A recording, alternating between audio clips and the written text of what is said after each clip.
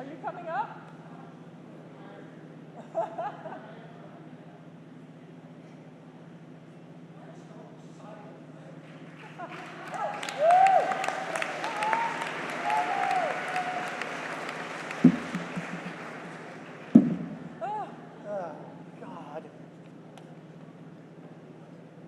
Look at all those people.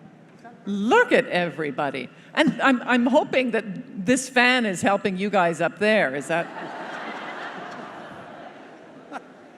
Do you know what I would love to do, with your permission? Yes. Is take a photograph. Yes, me too. Is that all right? Just a sec. We want you to, on the signal, hold up your books. Oh, yeah, that would be Scream, even yell, better. whatever you want to do. Even better. Now, if you're here with someone you're not supposed to be here with, it's too late. All right. That's great. Go to it. Look at that.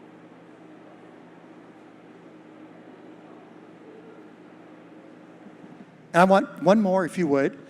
Stand here, face this way. You hold up your book, and they can all hold up their books. I don't have a book. Well, here.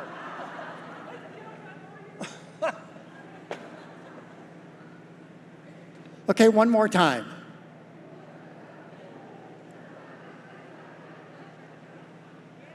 No, it didn't just die, I promise. Ready? Go to it. Thank you. Thank you, folks.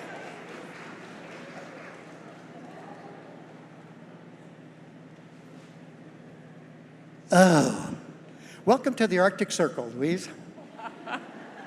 This is amazing. I have to tell you, not only is today the publication date, the official pub date, so you're the first ones to get it. Congratulations. And thank you so much, but you are also officially now the largest crowd ever on my tours. Thank you. You make me feel wonderful. I'm just glowing inside. Thank you. And thank you, Terry. Thank you. I know I was going to introduce Louise, but I'm not sure even what to say. But I think 6 of you out there know who I am. I'm not Louise Penny. My name's Terry Tazioli, and I work for University Bookstore. And Louise and I met a few years ago when I hosted a program called Well Read, and Louise was a guest on the show. Great show.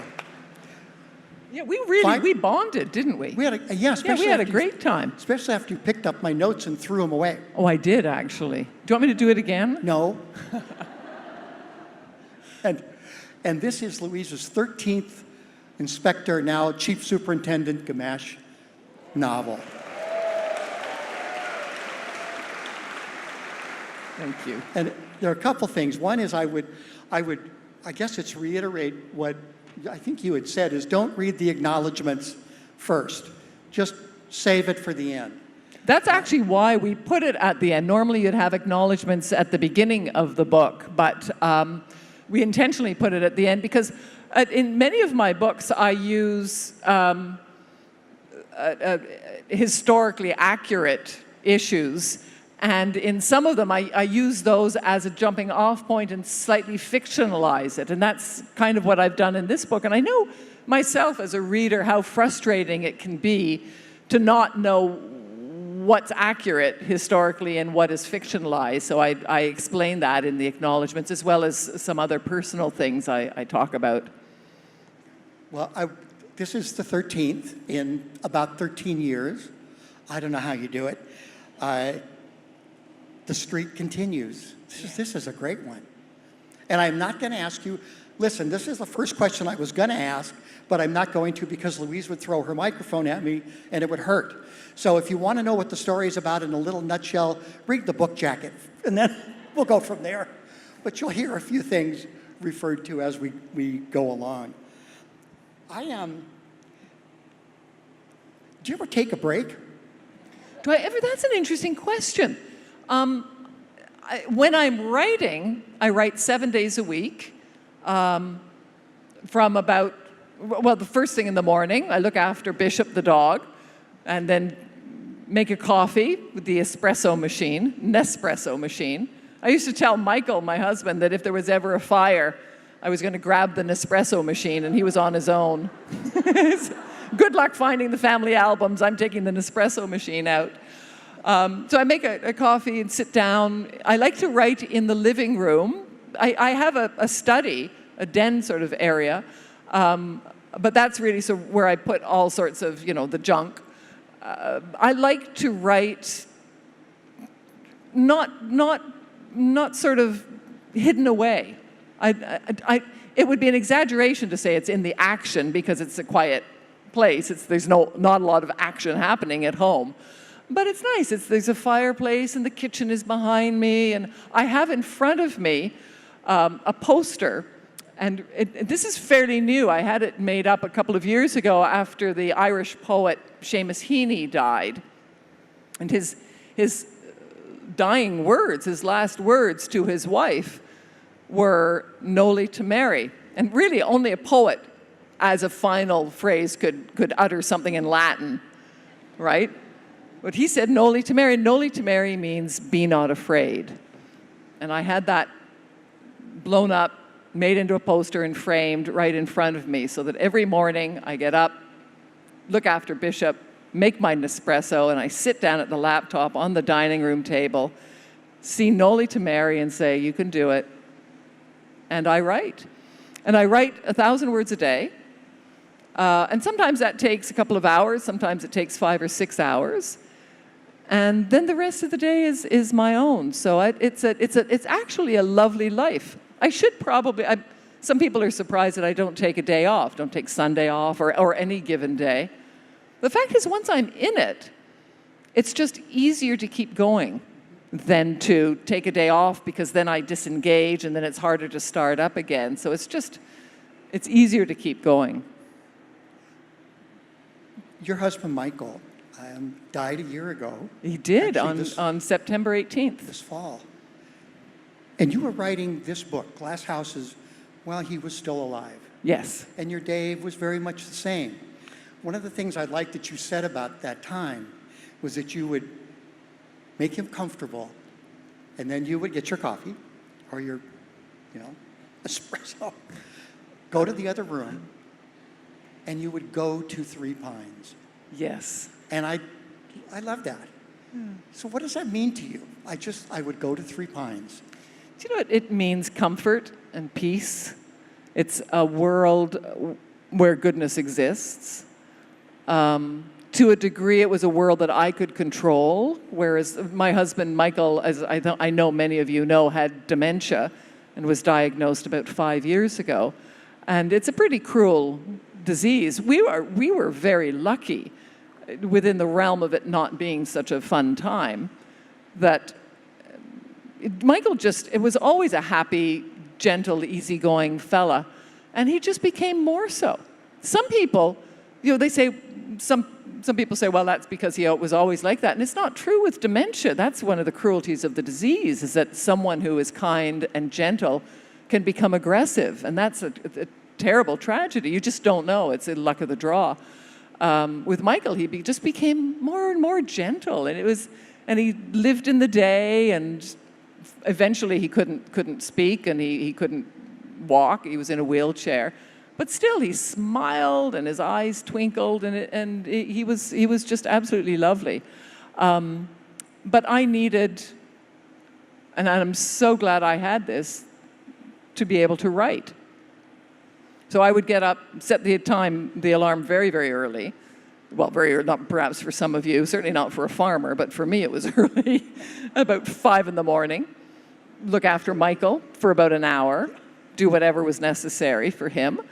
And then, knowing that he was safe and comfortable, I could go down into the living room and yes, slip into the world of Three Pines and do that and write Glass Houses and do that for 3 or 4 hours, and then the caregiver would come and we'd get Michael up for the day, and the rest of the day was his.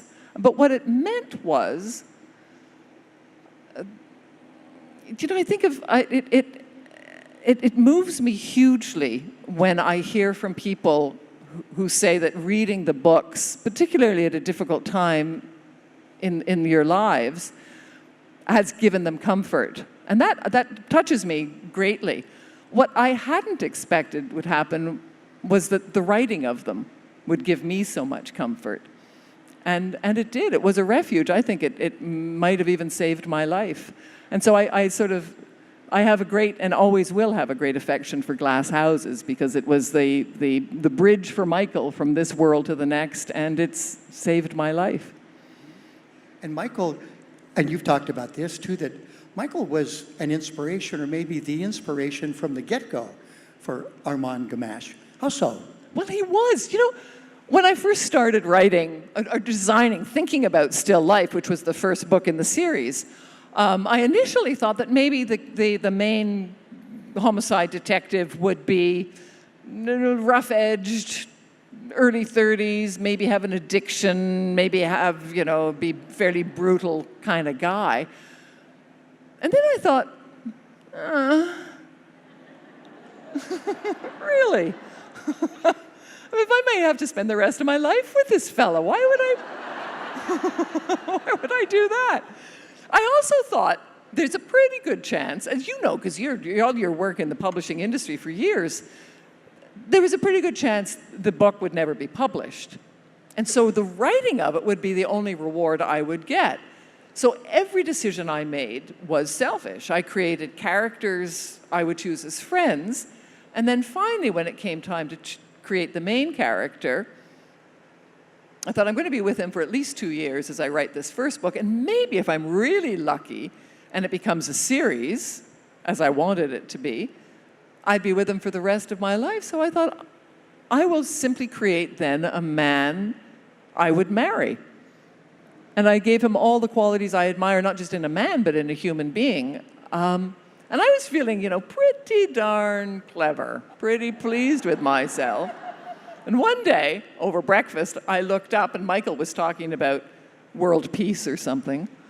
And I thought, uh-oh. I didn't create Gamache at all. I transcribed him.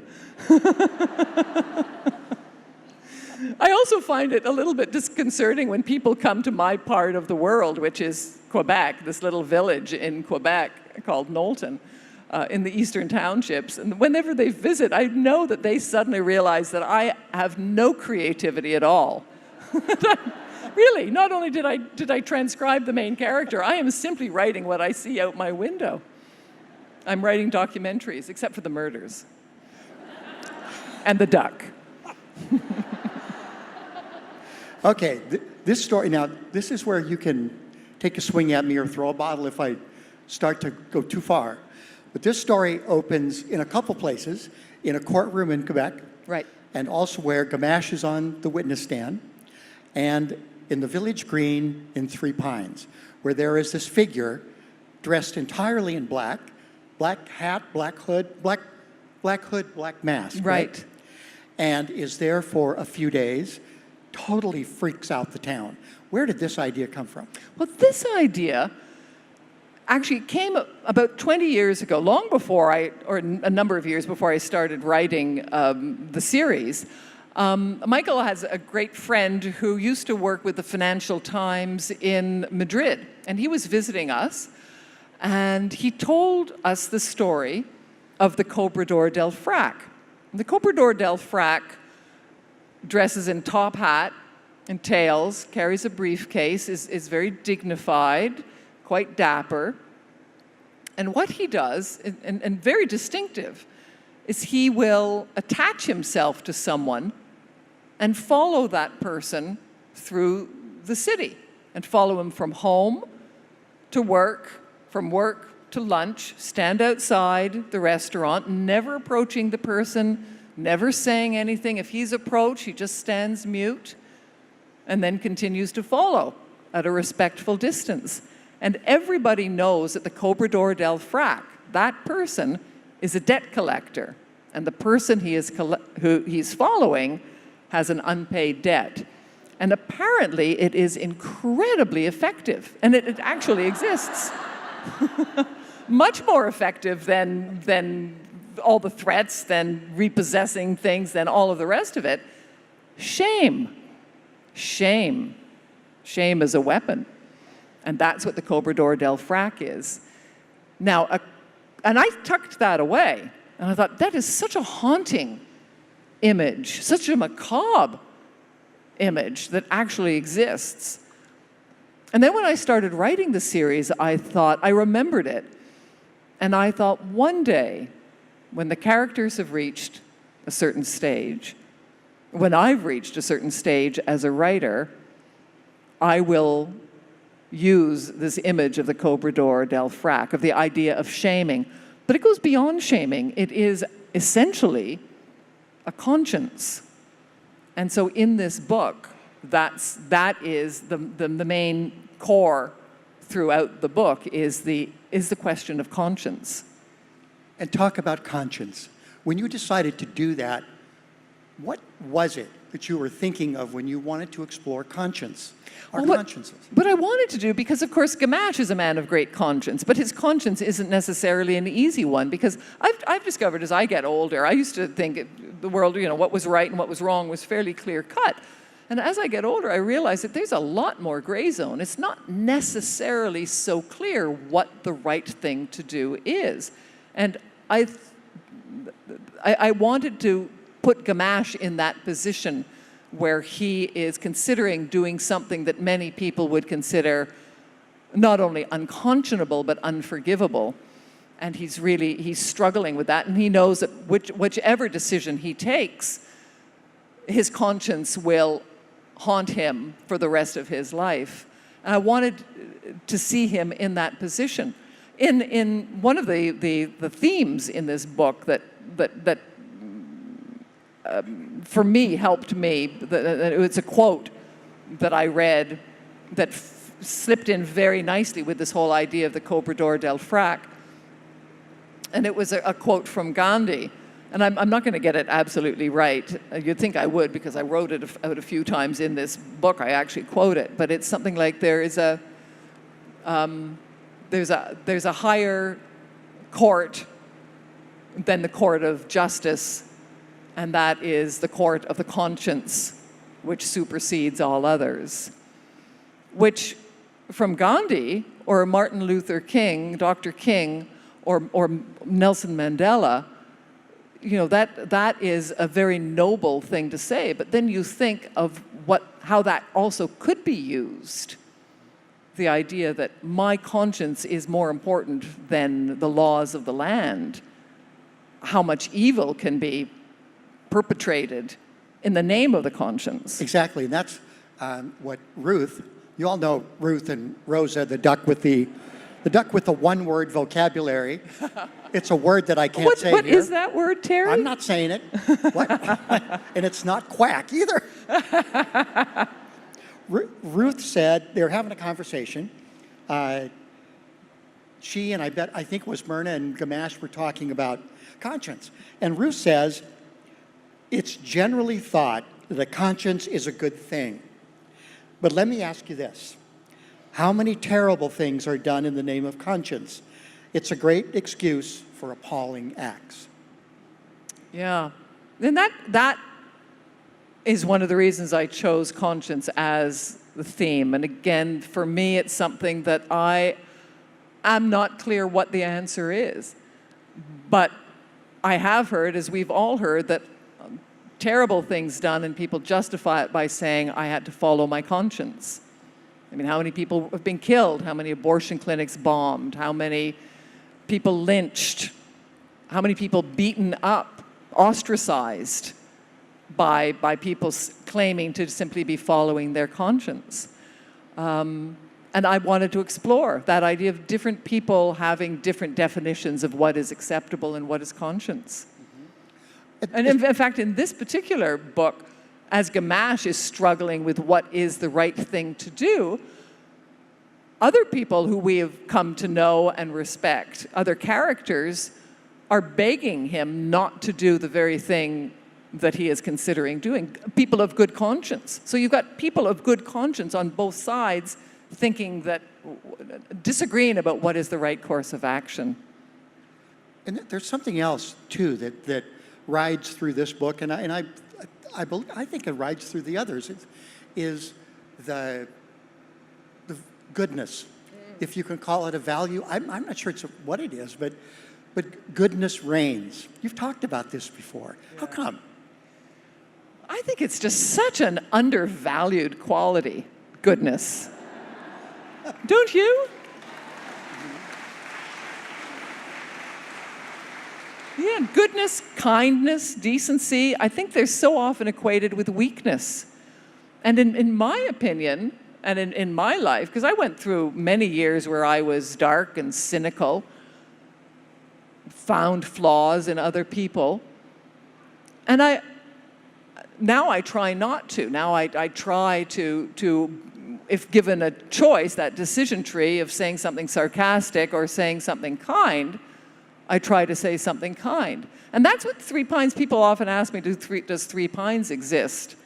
And I have to say, no, it doesn't exist, of course. It's a bit of a pastiche of different villages in the world, overlaid with my imagination. But really, in many ways, it does exist in ways that are, it's not physical, but in some ways more real than even a physical one. And I think of Three Pines as a state of mind, that when I do choose to be kind instead of cynical or sarcastic or cruel, then I am living in Three Pines. And so I take Three Pines with me wherever I am, whether I am here in Seattle or in Houston or at home or in England or wherever. I'm not always in Three Pines. I can still be cruel and nasty to people, sadly, but I know when I'm outside. I know how to get back in. And part of the route back in are the 4 sentences that lead to wisdom. If I could remember that, those are the cardinal directions. I'm sorry, I was wrong, I don't know. There's always one I forget. What is it? I was wrong, I'm sorry. I need help. Yeah. Here. You win a bottle of water. Thank you. One of the things, in a good way, that makes me nuts about your books is that I can't really talk to anybody about them because there's nowhere to go. I mean, if I start to talk about it, the story begins to unravel. Right. You let too much out, and yeah, and sort of like tonight. Well, you know, it's no, we haven't. We haven't. I promise you, we have. We've been very careful. Well, it's that thing about peeling the onion, that you have a really tight onion with a lot of layers, and just when I think I know what's going on, I don't. But then about 2 or 3 more pages later, I'm thinking, well, maybe I was wrong about being wrong. And I get through the whole book this way because it's... You need help too, don't you? What? You need help too. Yeah. Oh, and they make me cry, so that's good too. Aw. Yeah, I spent a year writing the book, and a book that is simply about murder, as vile an act and tragic an act as that is, it is simply an act, it's not a theme.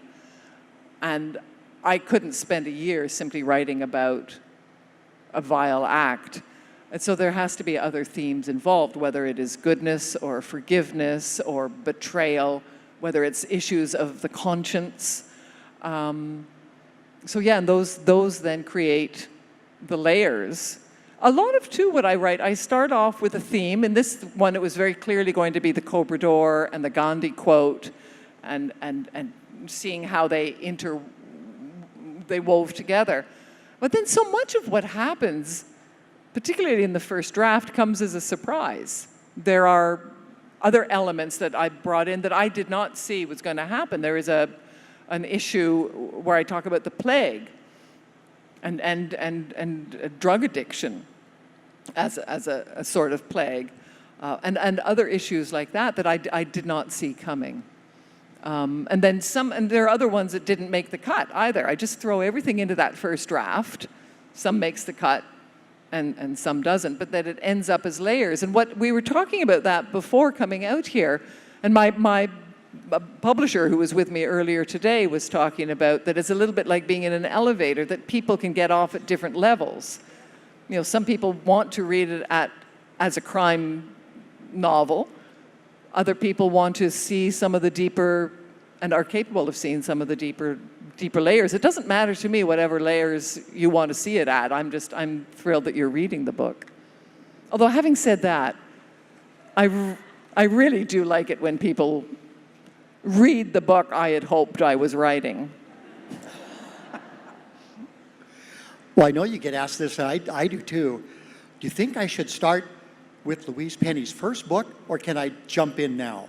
You get that. I don't know, what do you think? First book? From the beginning? Good, from the beginning. Thank you, that's Good. okay. This is great because it is kind of a pyramid scheme that I have developed. But don't tell anyone, right? It's a little, it's also, though, I do feel actually slightly embarrassed with having 13 out telling people they have to start at the beginning, because that's a lot of homework before you get to Glass Houses. Yeah. And each book genuinely is written so that someone coming to the series for the first time can read Glass Houses, not having taken the syllabus that went before. I agree with you. It's not going to be as rewarding an experience, but they have to be able to do it. And that's part of the challenge now, being 13 books in, is making the characters at least approaching as rich for a newcomer as it would be for those of you who have read from the beginning. And giving them some context without making it boring for all of you. Well, then, as you take your characters, and there's quite a flock of them now, how do you know that the mystery that you're about to do or that you're composing fits these characters? That's an interesting question. Fortunately, I am God.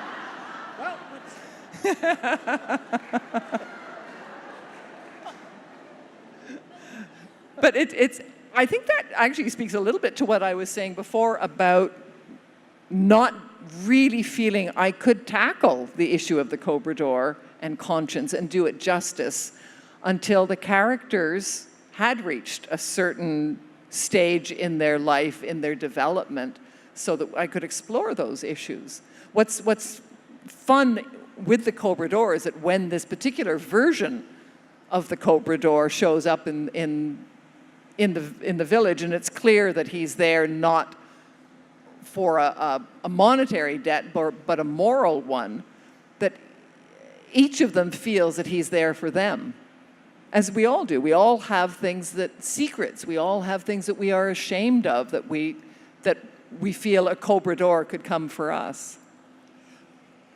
Is Armand Gamache to you a passion or an obsession or something entirely different? You're such a wonderful interviewer. Isn't he a great interviewer? This is called Stump the Stars. You know? That's right. Certainly a passion. I feel very passionate about him. At times an obsession, because I think so much about the books. There have been times when I've actually had to ask him and the other characters to leave me alone for a little while. But I am so lucky. And I sometimes think, how did this happen? I mean, how lucky is it to have made selfish decisions and to realize that I'm not alone? That the decisions I made, because I felt the need to belong, I felt the need for safety and security, I felt the need for friendship and company, and to realize that so many others felt the same way. That's a really lovely thing, particularly for someone. I went through a stage in my life where I really didn't have very many friends, where I had no sense of home. And so to have not only a very real sense of home in the village that I live in and real friends, but also to have real fictional friends too. Reminds me of the footballs I used to throw around as a child where it talked about real imitation leather. These are real imitation people. For you, what makes a good mystery story? What makes a good mystery? I think that there are a number of elements. I think the plot, obviously it has to have a good plot that's believable. But I think what really distinguishes a really good mystery from a kind of a decent one, an okay one, are the characters. I think you need to care about what happens, and that there has to be some consequence, so that when someone, Agatha Christie was famous for her amazing plotting, and she was ingenious. She wasn't so good with characters. She was just, if Lady Marsden died, the most that Lord Marsden would say is, oh, dear old Cotton, Bitsy, whatever her name might have been. She was a good old gal. Now let's get on and find out who killed her. And that was it. Whereas in these books, I think there has to be the ripples from the act, some sort of consequence. So I think you have to care about the characters. You're not done yet, are you, with these people? Not even close.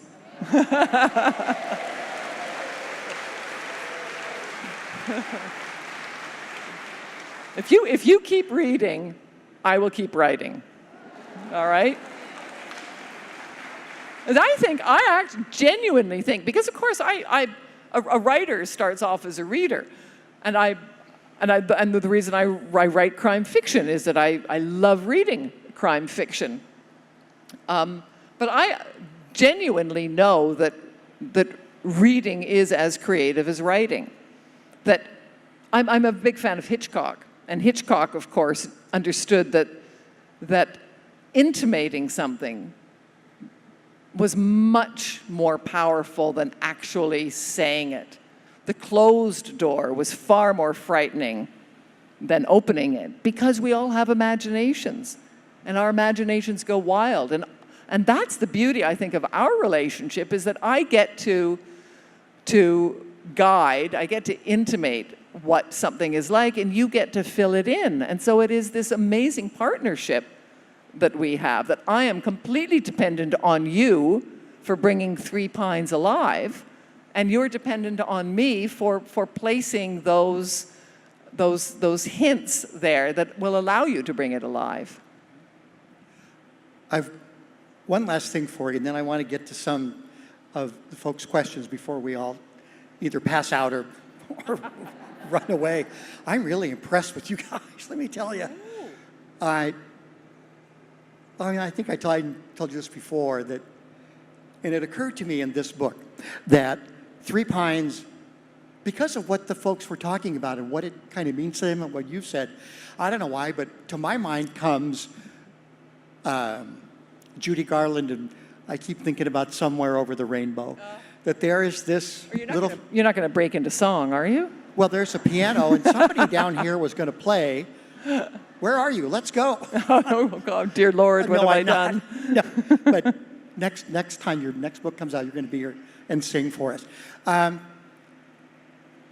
It's a place for me.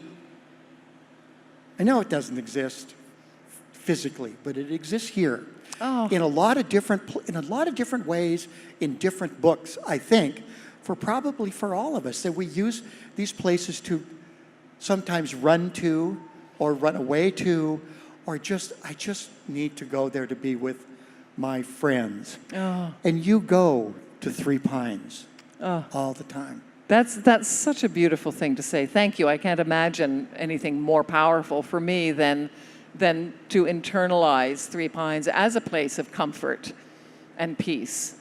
And as you said, it doesn't exist except if it can exist in here, and also in here as the sort of the third place. There's the famous saying that there are three places. There's our work, there's our home, and then there is our idyllic place the place we need to go to in our imaginations. And sometimes it's a place from a childhood, our childhood home or a cottage, and sometimes it's an imaginary place like Three Pines. And as you know, in the books, I describe Three Pines as not being on any map, as being only ever found by people who are lost.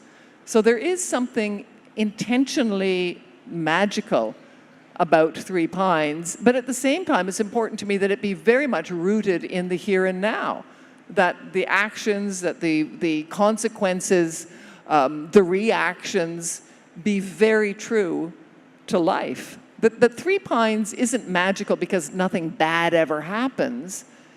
What makes it magical is that terrible things happen in Three Pines and to the people there, as it does in all of our lives. What makes it extraordinary is its ability to overcome all of that. And the only way it can overcome, the only way I overcame and overcoming the loss of Michael, the only way any of you, and I know that you've all suffered things, is through community, through friendship, through family, through a sense of belonging. And that's what Three Pines has, and that's what makes it powerful and magical. But it's a magic we all have in our lives. Thank you. I have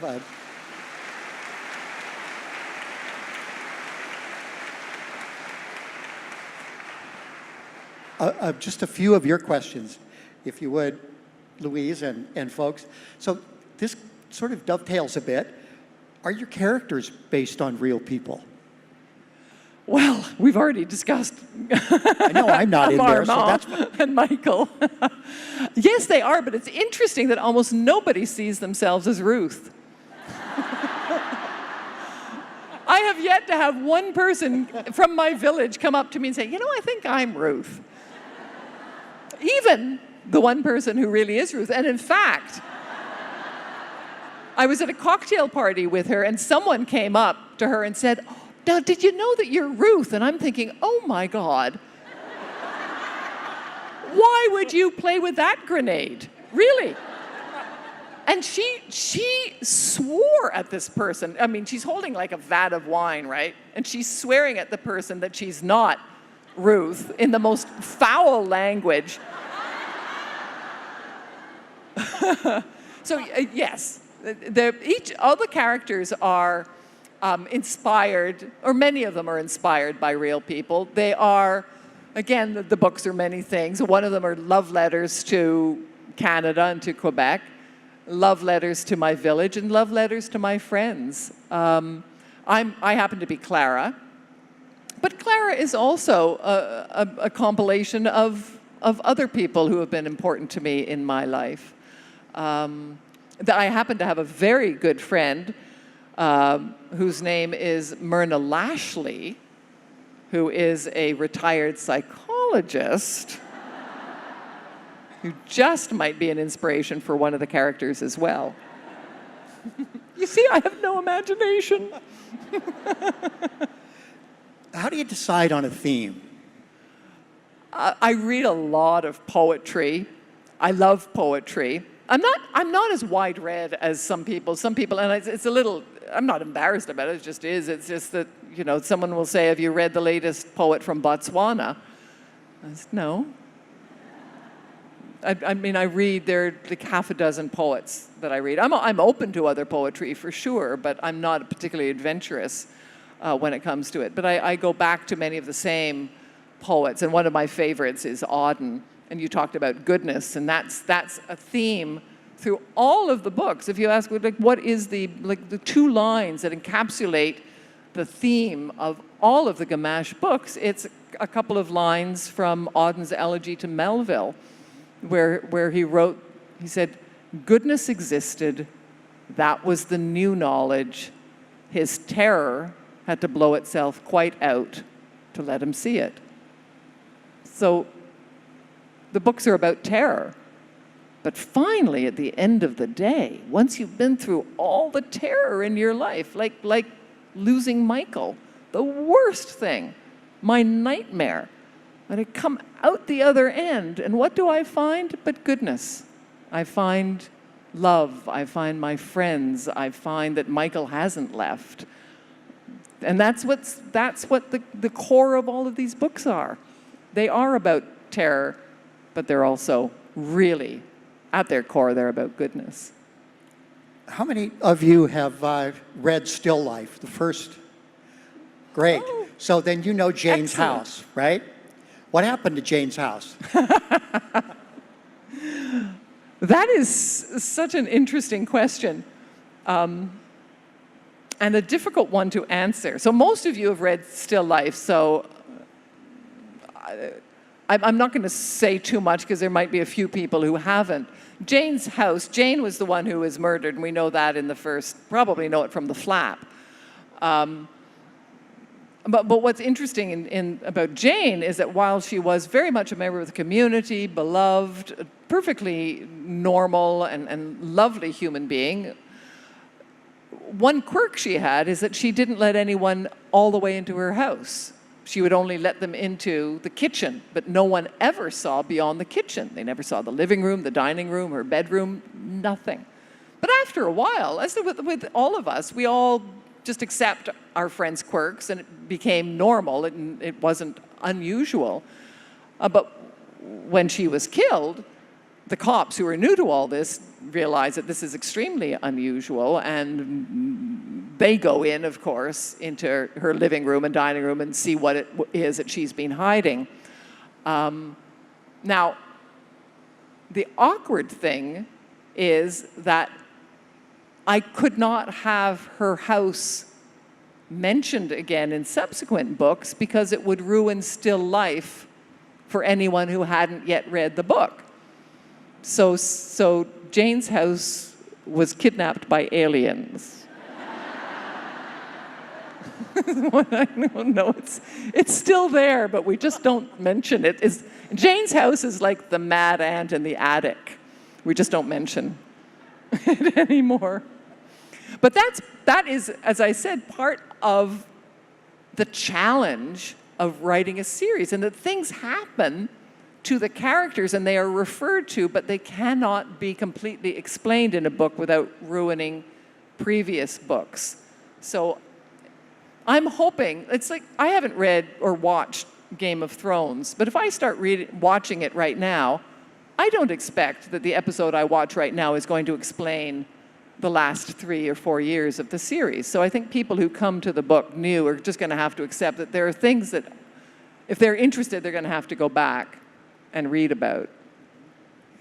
So through this process, through 13 books, how do you keep your creative process and your creative juices going? Gummy bears. Pretty much. Okay. Gummy bears and That'd be Nespresso. good. I live on gummy bears and Nespresso. I do a lot of walking. I read poetry. I listen to music. It's such an interesting process because you turned on to everything. Someone used a phrase just today that was so interesting. He talked about someone being a weather maker, that he can make weather. And I thought, my God, that's a powerful phrase. And what he meant is that that particular person is powerful. He is a change agent. He can make weather. And I thought, wow, that's a great phrase. So I wrote it down. And you'll probably come up in the next book to describe Gamache, who is a weather maker. He is an agent of change. So you're always open to all sorts of things, like the Cobra Door. Heard it 20 years ago, and now it's in a book. This question is essentially about the story arc itself. Do you have that in mind before you start to write each particular book, or is it a process, or maybe both? I certainly have some idea of the challenges that the characters are going to go through. Like with the conscience, I knew that it would be primarily Gamache who would be struggling with it. To be honest with you, I didn't know exactly what the struggle would be. But I do have a sense, obviously, of what the main theme is going to be. And it's fun then to leave it loose enough for inspiration, for the unexpected to happen as I'm as I'm writing it. And that was also one of the fun things that we hadn't ever in the 12 previous books seen Gamache in a courtroom. The books have always stopped with the arrest. And I thought, wouldn't it be interesting to see him and see the other characters, how they behave in the next stage of the process? This Gamache, well, both Armand and Renee. Is it Renee or Rennie? Ren Marie? Yeah. Yeah, Ren Marie. Thank you. Yeah, like the bird. Their daughter and son-in-law, that relationship, how did you decide to have that grow? Well, that was not expected. When I first started the books, there was no relationship. In fact, Jean-Guy was married to someone else. Annie wasn't, and then she was barely in it. And then in the scenes when they were together in subsequent books, they didn't really get along. They fought. They had different political views. And then it just kind of evolved. I thought, wouldn't it be interesting if he fell in love with his boss's daughter? And she fell in love with him, but she's subsequent. She got married, so now they're both married, and now they're feeling this attraction to each other. So again, it was completely unexpected. And many of these unexpected things, as I'm writing, that show up in the first draft, never make it into the second or third draft. In fact, most of them don't make it in. But this one particularly did. The other one that was unexpected that I really hadn't planned was Peter's reaction to Clara's art. Initially, he was in fact in still life extremely supportive, and that was what I thought it was going to be going forward. They would be a very supportive husband and wife team. And it came as a surprise when at some stage I'm writing and he says something not so supportive. And I thought, now where did that come from? I thought, well, let's just explore that a little bit and let's think. So I went for walks and thought about it, and I thought, of course, in a marriage where two people are doing exactly the same thing and one star is falling and the other star is rising, even though there is great love there, it would be exceptional not to feel a little twinge of resentment. And then as the books progress, with Peter's pathology, that shard gets deeper and deeper and festers more and more. And it became, as you know, a major theme in subsequent books. And without giving anything away, there is a moment at the end of Glass Houses with Clara and her artwork that I went back and read again. For reasons I'm not going to tell you. I would be curious if you do the same thing. It's really beautiful. Oh, thank you. Thank you. Thank you for all of this and for being with us tonight. Oh, thank you, Terry. And thank you to the University Bookshop. Thank you to all of you. It's so hot. You've been magnificent. Thank you. And I can't think of a better way to launch Glass Houses than here with you. Thank you. Hang on just one moment, folks, for a couple things. We've got a little housekeeping thing that Joe's going to tell you about in a second. And on behalf of Louise and all of us at University Bookstore, thank you so much. We have a lot of folks coming this fall, so kind of hang in there with us. I don't think I'm giving too much away. There's an announcement I think we're going to make this coming weekend or early next week on another figure that I think might pack the place. I'll let you know, Louise. So here's Joe. Thank you so much. Thanks, everybody.